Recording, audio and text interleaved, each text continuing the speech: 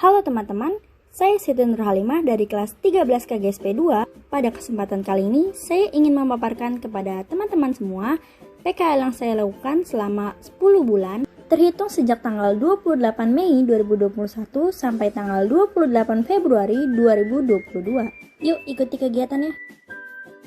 PT Wijaya Karya Bangunan Gedung TBK adalah salah satu anak perusahaan dari PT Wijaya Karya Persero yang berfokus di bidang bisnis pada bangunan pribadi, kantor, apartemen, pusat perbelanjaan, fasilitas pendidikan, dan bangunan komersial lainnya.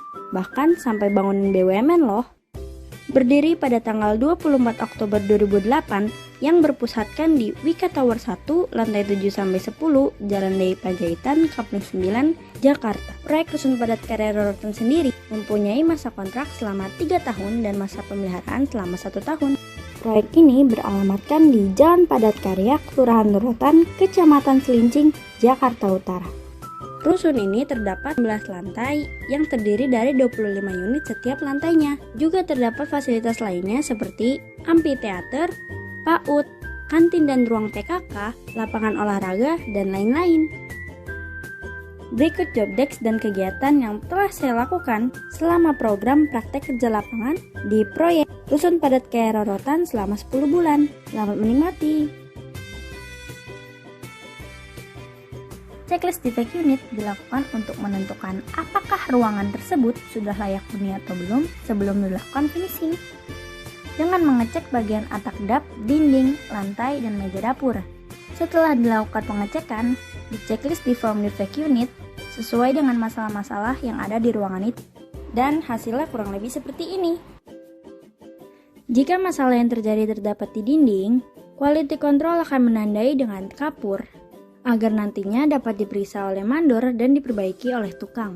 Eits, mencoret dinding tidak boleh sembarangan ya, harus sesuai kerusakan yang terjadi apa adanya, seperti dinding dan pengecatan tidak rata dan dinding retak.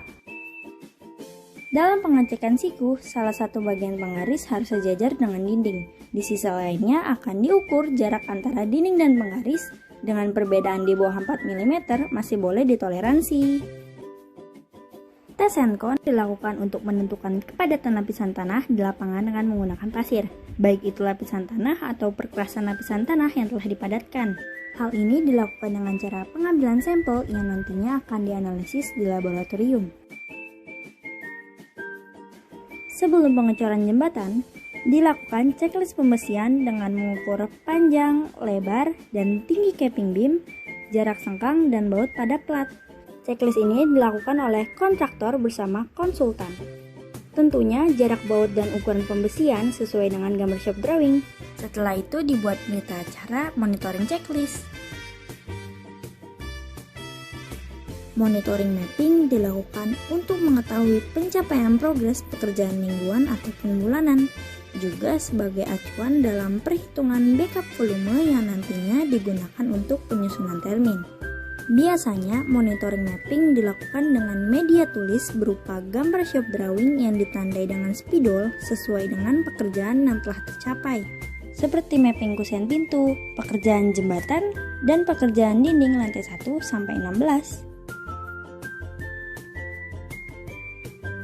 Backup volume balok dilakukan dengan menghitung tulangan sengkang dan pembersihan lapangan sesuai gambar shop drawing. Setelah mengetahui kode balok, lanjut ke detail balok agar mengetahui jumlah tulangan yang ada untuk direkap ke dalam Excel. Tulangan dihitung mulai dari sengkang, besi lapangan, besi atas dan bawah, panjang, dan jumlah tulangan sesuai as-as yang ada.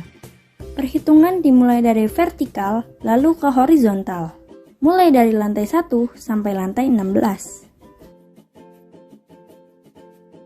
Sekian laporan praktek kerja lapangan saya di PT Wijaya Karya Bangunan Gedung selama 10 bulan.